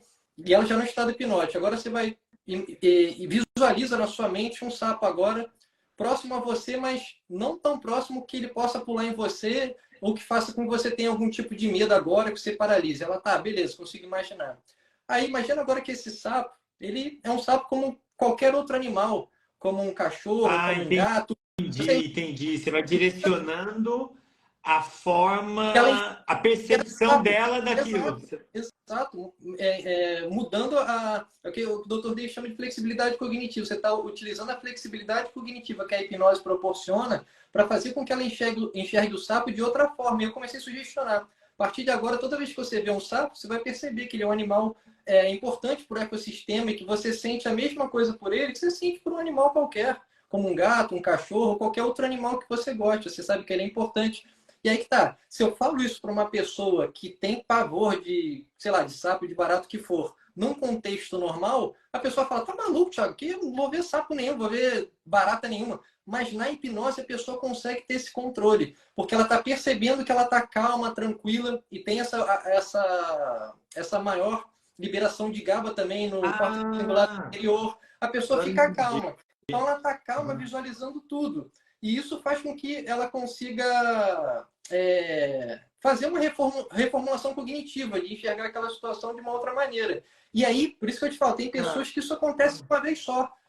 Mas aí que tá, porque aconteceu que uma vez só com uma pessoa, existe uma técnica que vai fazer com que com todas as outras pessoas sejam assim? Óbvio que não. Então, você tem que fazer uma boa anamnese, você tem que entender o que levou a pessoa a ter aquela fobia. Muitas vezes a pessoa nem sabe. Eu tenho medo de barata, mas não sei de onde surgiu. Tem pessoa que vai falar, não, porque quando era criança tinha uma barata no meu rosto, acordei e tinha uma barata na minha boca. Então, assim, tem pessoas que vão saber e não vão saber a causa. Tudo isso é importante. Inclusive, esse perfil de hipnotizabilidade, se você for utilizar a hipnose como uma ferramenta terapêutica. E outra coisa também que é muito importante, apesar de existir a palavra hipnoterapia, a hipnose em si não é uma terapia. Sim. Ela é uma ferramenta para ser utilizada dentro de um contexto terapêutico, com a abordagem terapêutica que você quiser, TCC, enfim, qualquer tipo de abordagem, até na própria psicanálise. O Freud utilizava, inclusive, no início.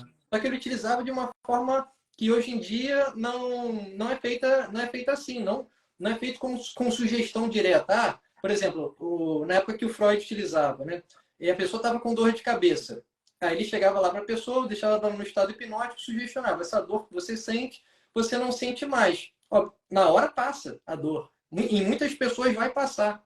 Só que depois a dor volta. Então ele começou a falar, não, poxa, eu não estou conseguindo alcançar a causa, eu só estou fazendo a remissão de sintomas. Então ele abandonou a hipnose por conta disso e foi desenvolver a psicanálise. Então isso também traz um equívoco muito grande de pessoas que são psicanalistas, estudantes de psicologia, de nem quererem aprender hipnose porque Freud abandonou, ou porque muitas vezes foi associada à frenologia, outras práticas aí malucas que não têm o menor sentido, como a própria PNL hoje em dia. Então, vai afastando as pessoas da área da saúde, principalmente da saúde mental, porque o que elas enxergam são teorias que hoje ninguém mais que é pesquisador, que é acadêmico, utiliza dessa forma. O clínico não utiliza hipnose como era utilizada por Mesmer. O Mesmer, que é considerado o pai da hipnose moderna, ele falava que a hipnose não existia, primeiro que não existia nem esse nome, né? Era magnetismo animal. As pessoas ficavam doentes porque o magnetismo inerente no ser humano ficava desequilibrado, e aí, através dos passes mesméricos que ele utilizava na pessoa, né? De você colocar a mão no rosto ou na área lá que estava doendo, fazia com que esse fluxo magnético fosse reequilibrado e aí, a partir daí a pessoa tivesse esse benefício da cura. O que não é verdade. E aí, o que aconteceu? O rei Luís XVI mandou criar uma comissão científica para testar, para ver se o Mesmer realmente, a prática dele era validada cientificamente. E aí, na comissão, fez parte o Lavoisier, o Guillotin, o Benjamin Franklin, e foram testar para ver se realmente os pacientes do Mesmer realmente tiveram algum benefício. E muitos deles tinham.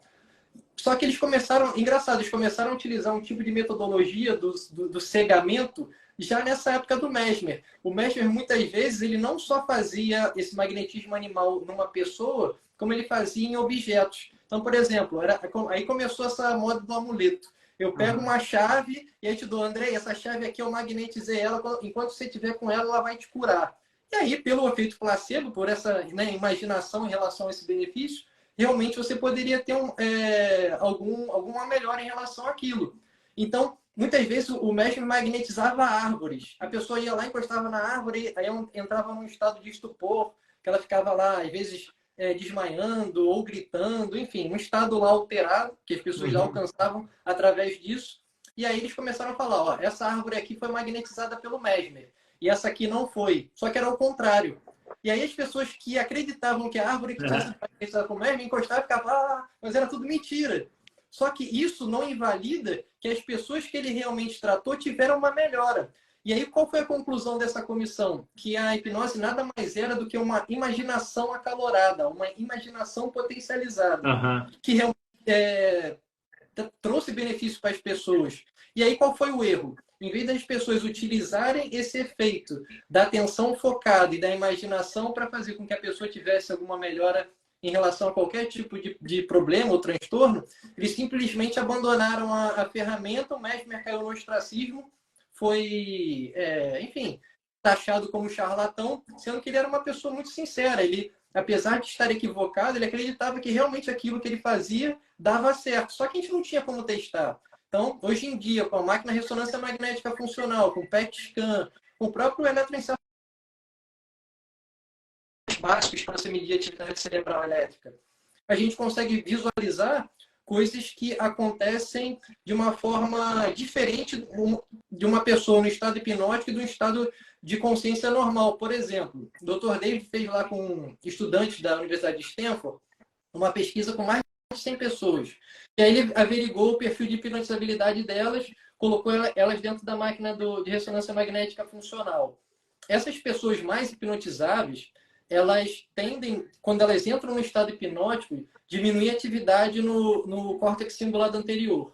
Isso já diminui muito em relação a uma pessoa que é moderadamente ou pouco hipnotizável. Então, isso é uma coisa. E o que na visão dele, por que isso acontece? O córtex cingulado anterior, ele, dentre outras coisas, faz com que a gente preste atenção naquilo que está acontecendo à nossa volta. Né? A gente vai filtrando as nossas informações do córtex cingulado. Por exemplo, eu estou aqui conversando com você, escuto um tiro, pá! Aí o córtex cingulado vai mandar informação. Pô, vou ver se isso é um tiro mesmo ou foi só, sei lá, rojão. Então, nessa hora, o córtex cingulado vai fazer com que outras áreas do cérebro interpretem isso e fazer com que direcione a minha atenção. Faço alguma coisa ou não faço. Outra coisa que acontece é uma conectividade funcional maior no córtex pré-frontal dorsolateral esquerdo e a ínsula, que é importantíssimo você quer comentar? na nossa Me lembro que você comentou. percepção, né? Na forma como a gente processa o nosso corpo de uma forma geral. Né? E é muito importante também em relação à dor. Por exemplo, nesse caso aí na dor e em várias questões relacionadas ao nosso próprio corpo, como a gente está sentindo o nosso próprio corpo.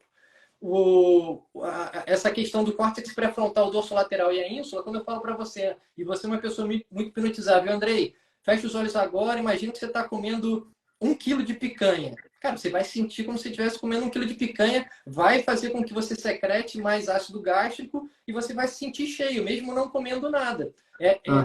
Porque esse fenômeno acontece, por causa dessa conectividade maior do córtex pré-frontal dorsolateral e da ínsula. E uma outra coisa que acontece também é a conectividade funcional inversa do córtex cingulado posterior e o nosso córtex pré-frontal também, envolvendo o córtex pré-frontal dorsolateral. E por que isso acontece e por que fenômenos incríveis acontecem também? Ele explica que esse fenômeno provoca dissociação, que é o que acontece com pessoas de hipnose de palco. Você vê muitas vezes pessoas que são tímidas, e aí você coloca a pessoa no estado hipnótico e daqui a pouco a pessoa está dançando lá na frente de todo mundo. Por quê? Porque ela não está prestando atenção no contexto. E o córtex cingulado posterior fica mais ativo quando a gente está pensando em nós mesmos, o que pensam a respeito de nós.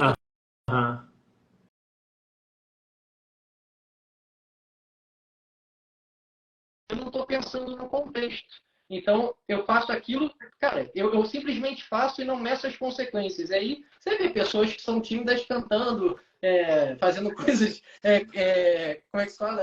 Cacarejando como se fosse uma galinha. E foi assim, mas não é possível, eu conheço essa pessoa e ela está lá fazendo isso tudo. Então, são essas mudanças no cérebro que eles, para o Dr. David, são as principais, mas tem outras coisas também, por exemplo, atividade elétrica. Quando a gente está aqui conversando agora, né, em vigília, a nossa atividade predominante é em beta. E pessoas que são mais hipnotizáveis, elas tendem a ter uma atividade predominante em alfa para teta. Então, são coisas que acontecem também com práticas de meditação, técnicas de relaxamento, você diminui a atividade elétrica do cérebro. Então, tem diversos componentes que estão associados à hipnose. Esses três que eu comentei, para o Dr. David, né? Eu gosto de falar sempre do Dr. David porque é onde eu pego as minhas referências, é uma pessoa que eu confio, né, nos estudos.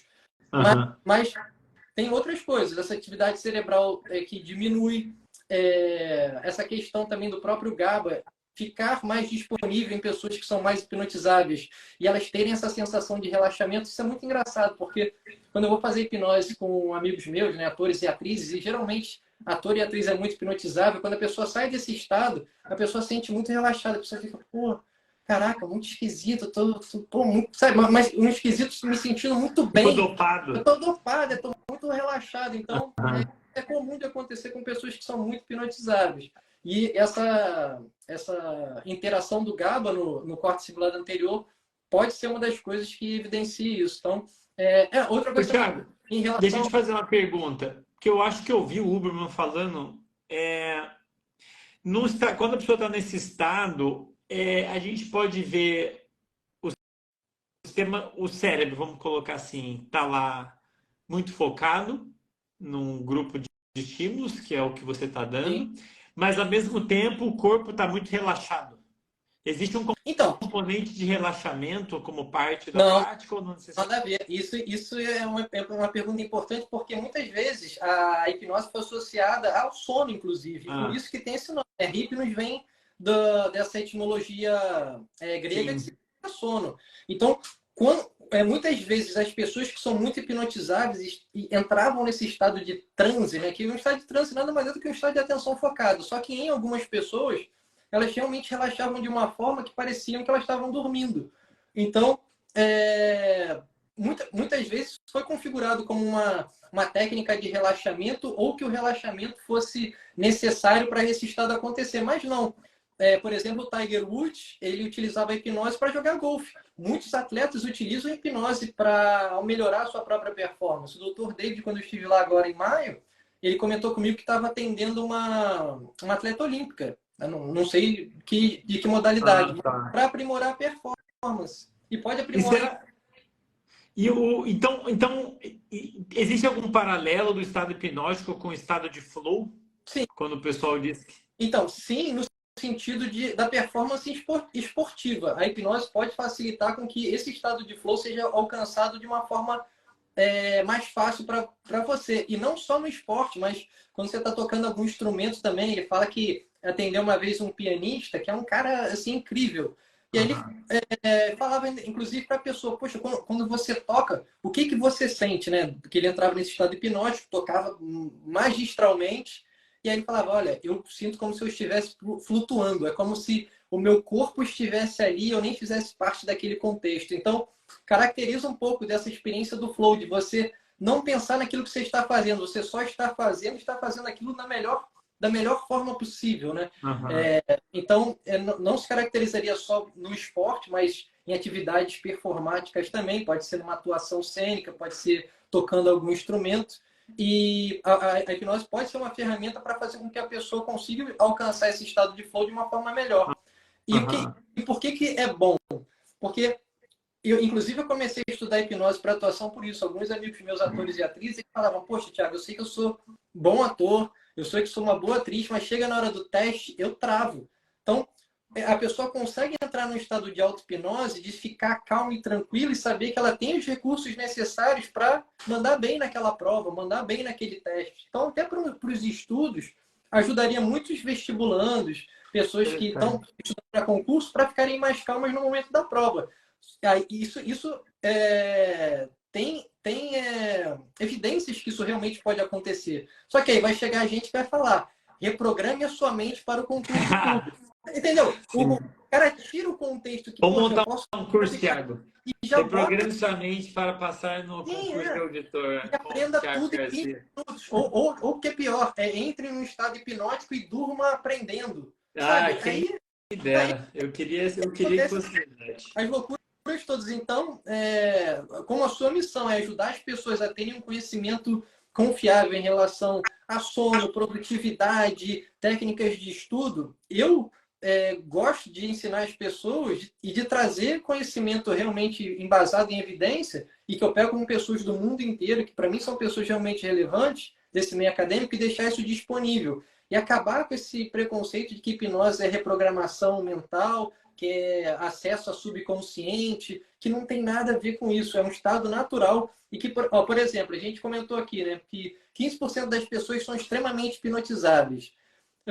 A gente tem 55 pessoas agora aqui na live. Se eu fizer algum processo de hipnose, eu tenho certeza que uma boa parte das pessoas vão sentir aquilo que eu estou falando. Uma boa parte delas. O que não significa também que as pessoas que não sentirem a sugestão da maneira que eu dei não são hipnotizáveis, porque isso vai variar de pessoa para pessoa. Como eu falei, tem pessoas que respondem melhor sugestões cognitivas, outras respondem mais sugestões ideomotoras, como, por exemplo, levitar a mão. Não sei se você viu o Dr. David hipnotizando o Huberman. Não, mas, vi. Eu estou me devendo esse episódio ainda. Cara, vale a pena ver porque é pequeno, tem, sei lá, 15 minutos, não é grande não. É só a parte dele hipnotizando o Andrew. Ele fala pro Andrew, e ele é muito hipnotizável, né? Pra ele sentir como se a mão dele estivesse flutuando. E a mão dele, cara, daqui a pouco tá aqui assim, e caraca, é realmente como se tivesse uma boia e levantando a minha mão como se tivesse um balão, e é como se essa mão que você sugestionou para levitar não fizesse parte do meu corpo. E aí que tá esse processo de dissociação controlada, porque você no estado hipnótico, você sabe que a tua mão está respondendo de uma maneira diferente, mas ainda assim você sabe que isso está acontecendo. Igual a pessoa que fica sem conseguir falar. Eu te sugestiono, André, agora você não fala mais. Você vai tentar falar, não sai. Então, você sabe que você sabe falar, mas naquele momento você não consegue. É isso que acontece muitas vezes nesse estado hipnótico, dependendo da sugestão que você dá. Em relação à dor, por exemplo, a Gabriela falou aqui, eu fui curada de fibromialgia com hipnose. Alguns estudos também já foram verificados que a forma que você dá a sugestão é muito legal mesmo. O Dr. Giuseppe De Benedicti, que é um pesquisador, um neurocirurgião lá da Itália, já fiz alguns workshops com ele. Ele trata muito pessoas com fibromialgia. E fiz um workshop com ele só sobre isso. Dependendo da forma que você dê a sugestão para a pessoa em relação à percepção da dor, a modulação da dor, áreas do cérebro diferentes vão ficar mais ou menos ativas. Por exemplo, se eu falar para você, Andrei, você está com dor aí, sei lá, se queimou a mão, está com a dor na mão que queimou. Aí eu falo, Andrei, imagina agora que eu estou colocando essa mão aí que tá queimada num balde de gelo, e aí você sente que essa dor vai passando, passando, passando. A parte do cérebro que fica ativa quando eu dou esse tipo de sugestão é o córtex somatosensorial. Mas se eu falar para você, Andrei, agora simplesmente imagine que essa dor não te incomoda mais. E ela vai passando, passando, passando, até desaparecer. Se eu der esse tipo de sugestão, a parte que vai ficar mais ativa é a ínsula. É a percepção que a gente tem da dor naquele momento que você está sentindo. Então, por isso que você consegue modular a dor. Você não vai fazer com que a dor desapareça. Sim, a percepção dela, né? O cérebro interprete a dor de uma outra forma. E pode ser para qualquer dor aguda, dor crônica. O vídeo que eu te mandei ontem do Dr. Mark Jensen era exatamente sobre isso. Que ele é um psicólogo dos maiores pesquisadores de hipnose para qualquer tipo de dor, seja aguda ou crônica.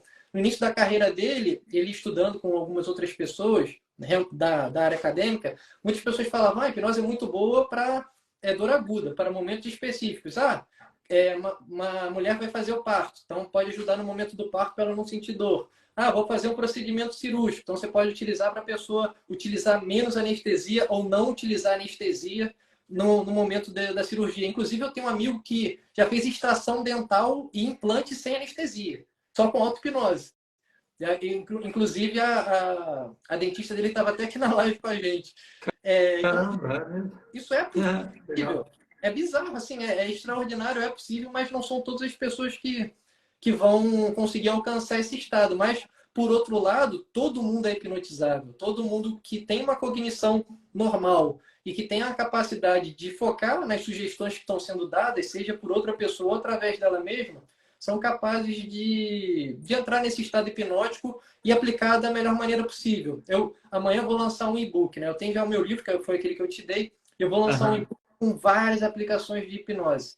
Por exemplo, e como ela ajuda, né? Porque não só falar que ela ajuda, mas mostrar a ciência da hipnose. Então, por que a hipnose pode ajudar pessoas com depressão, com estresse crônico ou transtornos de ansiedade, para combater o tabagismo, para dormir melhor, para aprimorar a performance, né, prática esportiva, ou sei lá, legal, cara. Um tipo de instrumento.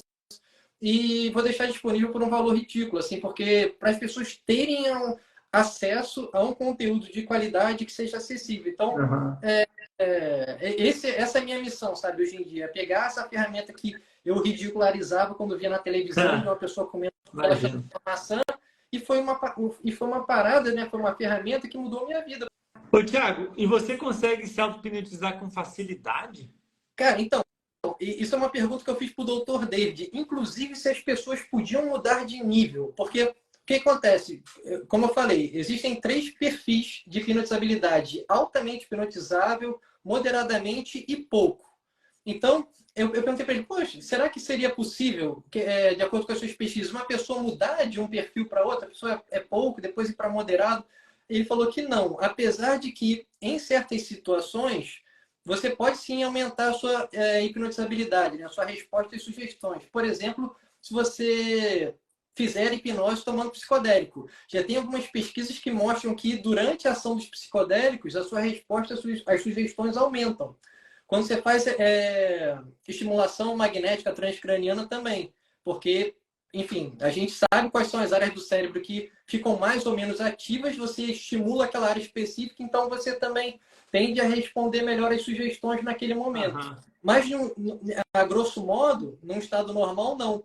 E quando eu comecei a fazer, como é que era o protocolo, né? Eu me colocava no estado de olhos fechados, me imaginava que eu estava relaxando os músculos do topo da cabeça até os meus pés, e eu comecei a perceber que, no início, eu não sentia muito benefício, não.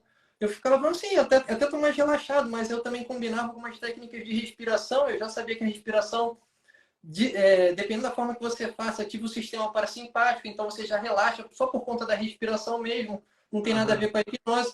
E aí eu comecei a falar, cara, tá, tudo bem, mas vou continuar fazendo. Chegou um momento que eu comecei a me sugestionar, por exemplo, que eu não conseguiria mais mexer minha perna esquerda. E eu sou canhoto na perna e destro na mão, né? Já tem essa dominância. Essa eu não sabia. Tudo errado. Canhoto na perna e destro na mão. Aí eu comecei a sugestionar que a minha perna esquerda, que é dominante, que eu jogo futebol, que eu faço tudo, né, que eu tenho mais destreza, que ela não se moveria mais. Eu comecei a falar, caraca, realmente eu não consigo mexer minha perna. E fui eu que sugestionei isso, tipo, como assim? Eu fiquei até espantado e com um certo medo. Falei, mas não, se eu dei a sugestão para ela não se mexer, eu também posso dar a sugestão para reverter isso. Então eu comecei a me sugestionar que a minha perna estava voltando ao normal e realmente foi voltando ao normal. Então, o que ele diz é, você não é capaz de aumentar o seu nível de hipnotizabilidade, mas você, com a prática, é capaz de alcançar o maior nível que aquele perfil pode te proporcionar. Entendi. Então, isso sim. E outra coisa também que até comentei com você, esse nível de hipnotizabilidade, ele vai se formando ao longo da vida. Crianças e adolescentes tendem a ser muito hipnotizáveis. Crianças vivem nesse mundo, né, de fantasia, de imaginação potencializada o tempo inteiro. E muitas vezes aquilo que você vai falar, ainda mais se você for uma autoridade, um pai, um professor, a criança recebe como aquilo realmente fosse um fato, uma verdade, e ela sente aquilo, né, no corpo dela e na mente dela. Por isso a gente tem que ter até cuidado com o que a gente fala com criança, com adolescente.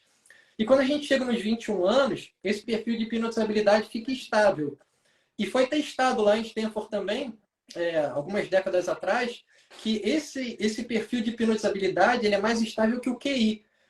Pessoas que eram universitárias na época, com 21 anos, viram lá qual era o perfil de hipnotizabilidade. Vamos testar 20 anos depois.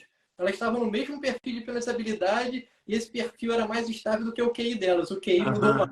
Então, são coisas interessantes que a gente consegue perceber, não só por conta desses avanços tecnológicos, mas por conta também das pesquisas que vão sendo feitas ao longo do tempo, né, pelo mundo e por laboratórios, por pessoas sérias, que a gente consegue entender que como esse mecanismo acontece, né, esse estado de atenção focada, esse estado hipnótico, e como ele realmente pode ser utilizado. Porque, apesar de, como a gente falou aqui, diversas aplicações, gerenciamento de ansiedade, gerenciamento de dor, dormir uma melhor, ferramenta, né? Que você vai ter que...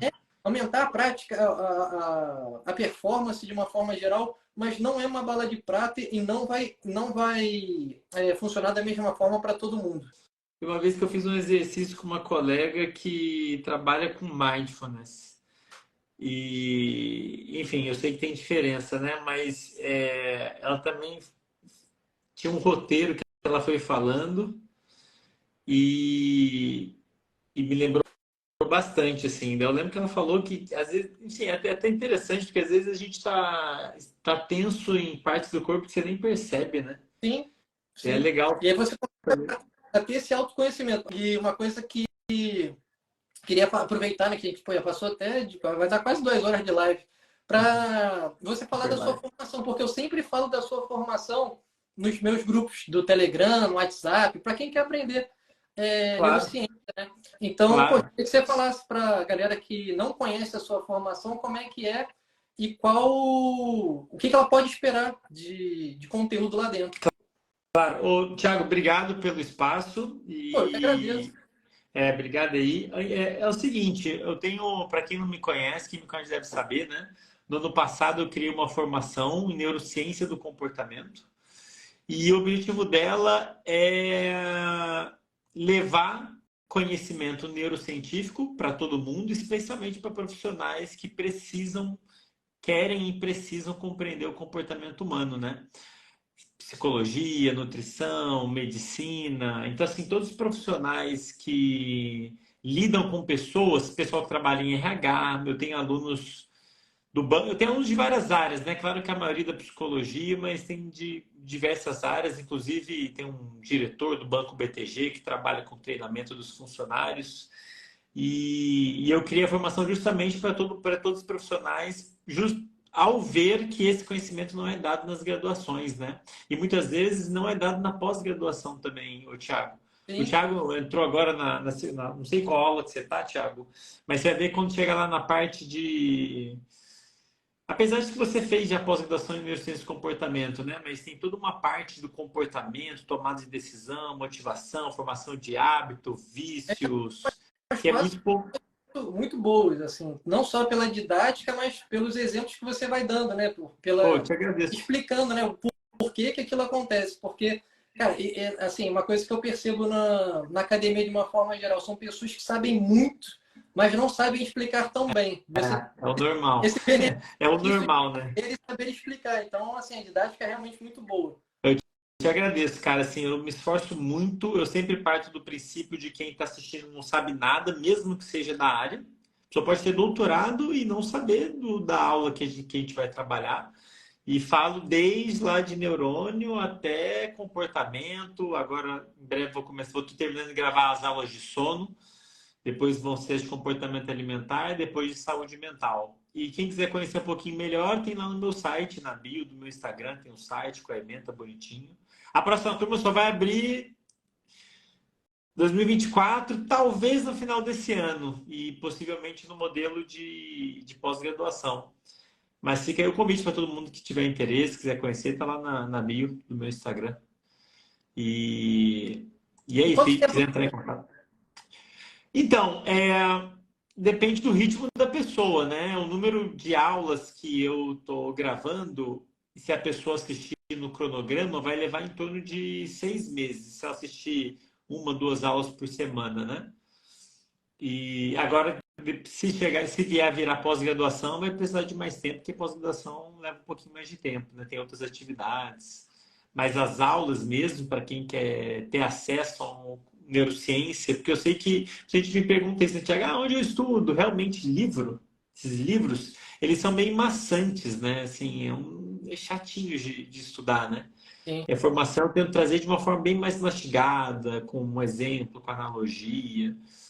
Então, todos convidados a conhecer. Acho que tem algumas aulas que são liberadas para quem quiser conhecer, ver como é que é, se realmente é didático, né? Porque você tem que ver, né? O José Trajano perguntou aqui qual é o site, para colocar o site aqui. andreimaier.com.br. E a Pri também está sempre comigo aqui nos meus grupos, falou que quer estar na próxima turma. Pô, vai ser um prazer. Vai ser um prazer. E as discussões, né, Thiago? A gente tem discussão uma vez ao mês a gente se encontra, discute, para tirar dúvida, mas a gente acaba tendo umas discussões muito legais, cara. E vou até te encorajar a participar delas, porque é legal porque daí são profissionais de várias áreas, né? Tem gente Sim. que a discussão fica muito rica, tem educador físico, tem médico. Na última reunião tinha uma médica que trabalhava com mitocôndria, cara. Então, assim, eu vou trazer vários insights, assim, com medicina... Esqueci o nome agora. E muito legal, assim, fica uma discussão bem rica, multidisciplinar, né? Tendo a neurociência ali como eixo, né? Se quiser, eu faço para você, pô. É uma possibilidade, cara. Isso está na minha cabeça. Na verdade, nesse momento, eu tô amadurecendo essa questão de virar pós junto ao MEC, né? Aí tem lá os pré-requisitos. E tem um outro ponto. Eu tenho aula pra caramba já, assim. Então, talvez... Um módulo bônus. Talvez isso, o módulo bônus. Mas a gente vai conversando, né? Beleza? Tá lá no link da minha bio, tem lá para quem quiser conhecer um pouquinho melhor. E quem quiser conversar mais sobre isso, estou no Instagram, estou no YouTube, estou à disposição, né? Para bater um papo. Também siga o Andrei aqui no Instagram, quem não segue. E, como eu falei também, amanhã eu vou lançar o meu e-book de hipnose. Na verdade, o nome do e-book é A Ciência da Hipnose, né? Eu já tenho um livro publicado, mas é um livro que é melhor, assim, eu recomendaria mais para pessoas que já são da área da saúde, psicólogos, psicoterapeutas de uma forma geral, que queiram aprender mais sobre hipnose. Você vai ter lá roteiros para utilizar na sua prática clínica, mostrando como funciona. Esse e-book é mais barato e tem um valor, assim, inestimável, porque é o que tem de mais recente em pesquisa e prática clínica, que para mim são dos maiores pesquisadores e clínicos da atualidade. Então, pelo privilégio que eu tenho de ter acesso a essas pessoas, eu fui destrinchando diversos temas, como eu falei, como a hipnose pode ajudar pessoas com depressão, como pode ajudar pessoas com transtorno de ansiedade, como pode dormir melhor. Isso tudo está no e-book. Você nunca ouviu falar de hipnose na vida. O que você lê lá, você vai ter uma base muito sólida para poder entender se você vai estar caindo no conto do vigário, se aquilo que estão te ensinando é verdade, se não é. E com várias referências bibliográficas, com dezenas de artigos científicos mostrando por que aquelas aplicações realmente acontecem. Pô, legal. Me manda, hein, Thiago, por favor. Eu vou publicar amanhã e assim que eu publicar eu já mando no seu e-mail. Beleza. Esse é mais... Legal. Esse e-book vai ser mais para leigo, então. Exatamente. Para pessoas que não conseguem nós e querem conhecer um pouco sobre o assunto. Legal. E aí, um livro tão denso igual o meu, que já foi publicado, né, que tem essa versão física, Hipnose e Neurociência, esse tá bom porque a pessoa que não sabe nada, começando dali, vai, com certeza, ter um start muito bom. Vai começar com o pé direito. Legal. Massa. Pô, parabéns, hein? Produtivo pra caramba. Legal. Aí pelo tempo, pelo conteúdo que você colocou aí para a galera. E a gente vai se falando. Imagina, meu amigo, a gente combina outros encontros e outras sessões de hipnose. Pessoal que ficou ouvindo aí, obrigado pela atenção. E nos vemos de novo em breve. Fala para a Mari que ela na próxima hipnose. Vou falar, pode deixar. Valeu, Thiago. Valeu, pessoal. Boa noite para vocês. Tchau. Tchau.